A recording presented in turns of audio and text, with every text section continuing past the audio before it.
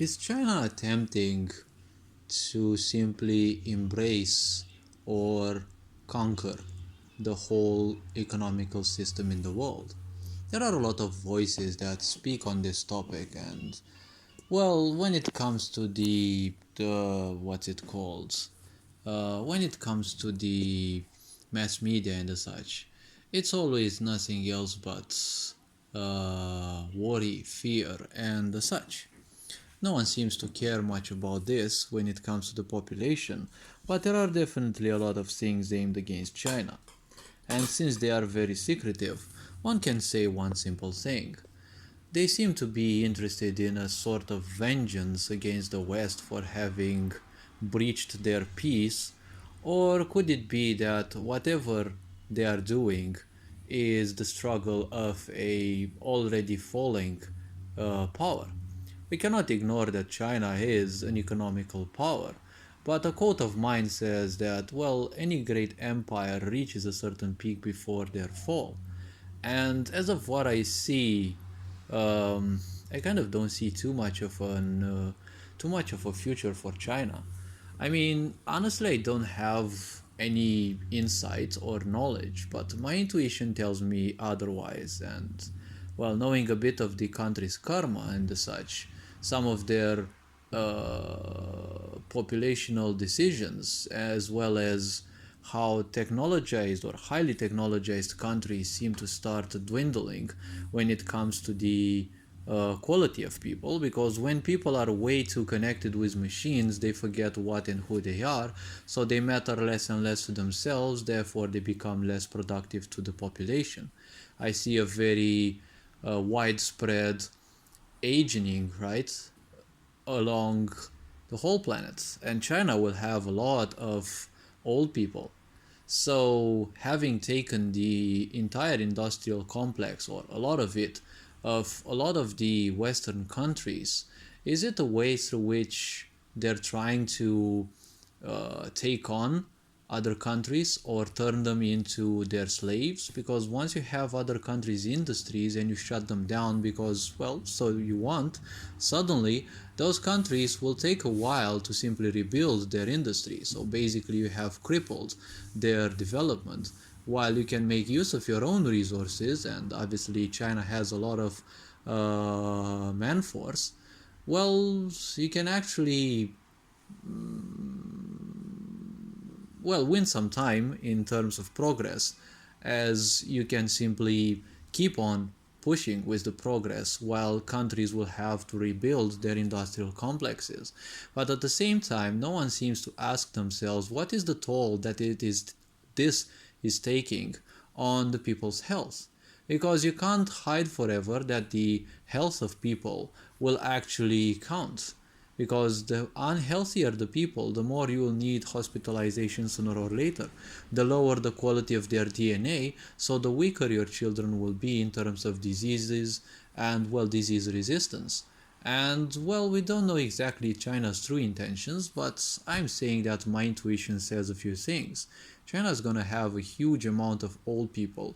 Their population will almost halve in quite a while, but even if it will take a while, it will happen. Economically speaking, see, all stars reach a certain peak, right? But beyond every supernova lies an explosion, or better said, an implosion in the making, right? Beyond every superpower lies a collapse in the making, because every superpower can reach a certain peak. We are a world of ignorance, and I don't see China and most of the people on this planet as being way too awake to the true problems of this planet, and most importantly, the true problems of us as a race, right?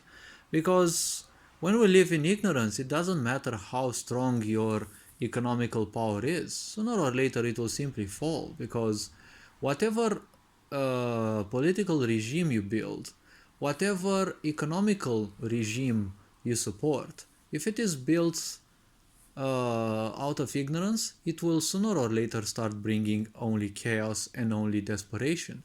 Because whatever political regime has been built up till now, it may have looked perfectly on paper, but ultimately it ended up being only chaos and destruction, be it that it was the form of an empire, a kingdom, diplomacy, democracy, whatever other words, fancy words, communism, socialism, they all looked perfect on paper, right? Meritocracy, well, we kind of haven't seen meritocracy up late, but still, well, capitalism, corporatism, all of these sounded perfect on paper. They felt perfect on paper, but we know they have all been nothing else but, disappointment. Why? Well, simply because they've been built out of ignorance, of a disconnection towards what we are, a collective aspect, as an individual aspect. So when we all think about this, we are not just some individual entities existing in this society. There is a very strong correlation between us. The more pain we create, everyone is interconnected. If a single country in this world suffers and no other country suffers, everyone is still inflicted with that suffering indirectly. People have ended up even in COVID anxiety syndrome a lot of times. We are creating a whole horrible world for people, and a lot of people will simply no longer want to give birth to children. Unfortunately, only the lower quality of people, the simple-minded people, will constantly have children because it's kind of the only thing that they know at their level of ignorance. And well, that in a way is a little problem because the quality of people will be dwindling even more. Imagine that all these children that we have tortured so much through the pandemic, well, they will become your judges, they will become your law enforcers, they will become a lot, right, in this society. So honestly, well, that will take a toll on a lot of societies. There will be a balancing in forces. A lot of the countries that quite have a big population will start dwindling, their economy will start dwindling, and you will see a rise of some of these small countries because now that the bigger powers that have been parasiting them, especially the American imperialism, well, once that dwindles, a lot of small countries will actually be able to become better because there's no longer influence that will keep them small. And at the same time, you see, they will simply become better and better. It is much easier to simply have control or guide a small amount of people compared to countries like China or India, where there's already a lot of fracture and a lot of people, right? So whether China actually wants something or not, well, the first question would be, will it still be here in the same way it is now in a few years? Because I don't see things going on too well. Now, I don't wish them anything bad, but there is a lot of struggle in the world, and apparently the elites and the so-called occult forces are moving a bit towards China. We're not sure because I don't seem to trust Chinese people too much because they all kind of always seem multifaceted, and well, we never know. The way they've been treating people, according to what sources we have, well, it doesn't show too much of a respect towards your own population. And with the central powers shifting towards Asia and abandoning America more and more, and the American financial system crumbling, well, China also disconnecting from it, well, all one can say is that there's gonna be interesting shifts in powers. So it's not important whether China would want something because there's other powers in the world. Whatever China would want, I doubt it's gonna be. I doubt it's ever gonna be, them getting on the offense. They might have some offensive moves there in their own region, but I don't see them wanting to conquer the world, as some voices may have said.